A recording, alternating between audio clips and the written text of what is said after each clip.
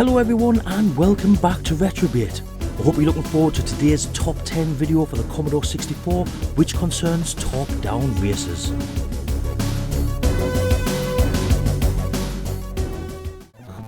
So, starting us off in 10th place we have LED Storm. LED Storm was released in 1989 and published by Go. It was developed by Software Creations. Let me start off by saying LED Storm has a fantastic soundtrack. It's got detailed graphics and excellent presentation. It's a vertically scrolling racer where, as opposed to shooting things, you make your car jump on their heads.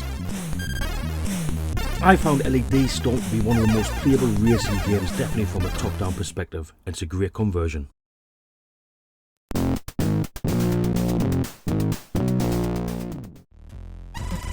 In 9th place we have, a really brand new game. This was only released in 2023. It's called GP Cars and it was coded by LHS. GP Cars is definitely one of those top-down racing games that require you to memorise the whole track. Now believe it or not, I'm not too good at this. But don't let it get you down because there is a really good racing game here. The positive points are definitely the nice graphics, animation and digital speech, and also there is 25 tracks. However, it is a bit of a shame that it's a single player only and there is no in-game build save function. So, from the new to the old, Burnin Rubber was released in 1983 by Colesoftware.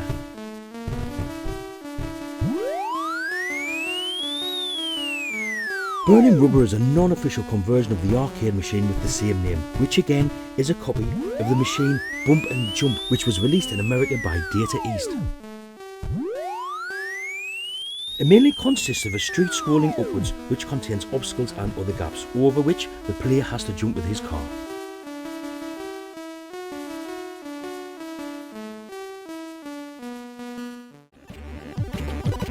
Muddy Racers is also a fairly new game. It was released in 2022, published by Protovision and developed by Monty Boyd. As you can see, this game bears more than a striking resemblance to Skid Marks, which was an absolute classic and one of my favourites on the Amiga. Not only does it look like it, but it also kind of plays like it too. At the beginning, you won't be very good at this game, but surely enough, after a few laps and if you keep trying, you will get good at it. It's got a great learning curve.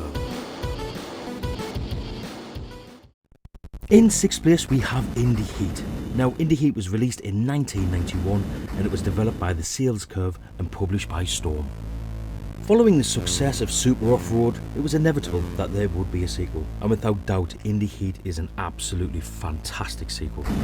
It offers you frantic race action, a 2-player option and the real need for strategy.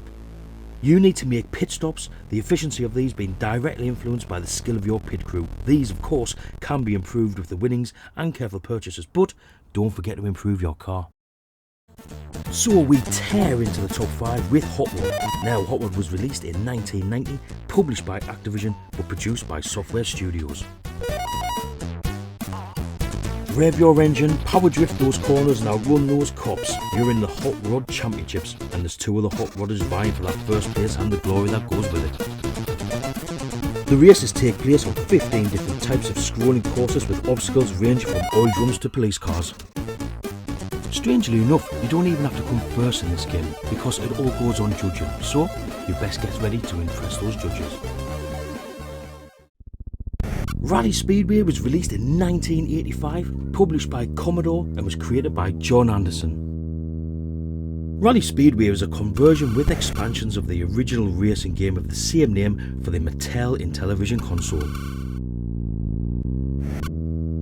The great thing about this game is the 2-player mode, with both racing cars on the same screen. If a car now falls back so far, be it through a crash or slow driving, then the distance between the 2 racing cars is greater than the size of the screen, the race will be interrupted and the driver who fell back will get a penalty.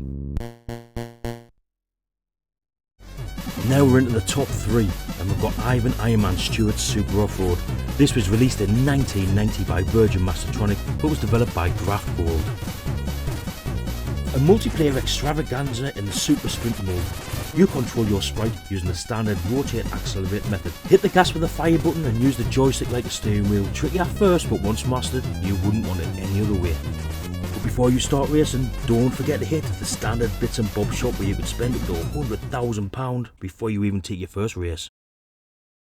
They say second place is the first loser. Well, for me, not in this case. In second, we have Race and Destruction Set, which was released in 1985 and published by Electronic Arts. Now, as I'm sure you've worked out by the name, the one thing that's different about this game is that you can make your own tracks. The cars themselves are very small and the tracks you can create aren't huge, but the variety of obstacles you can introduce to them can be quite fantastic, with huge jumps, chicanes and slopes.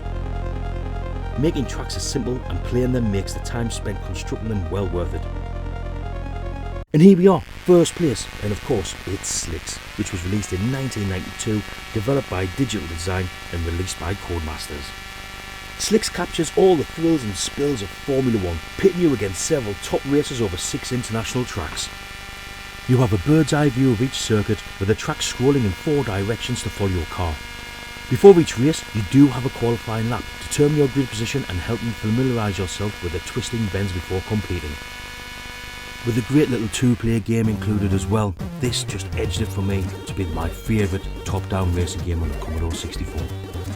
I hope you enjoyed my top 10 Commodore 64 top-down races, but remember, these are my choices, and in the comments I'd love to hear what games you think I missed out. If Commodore 64 and Amiga Top 10's your thing, then please consider subscribing to my channel, and until next time, goodbye.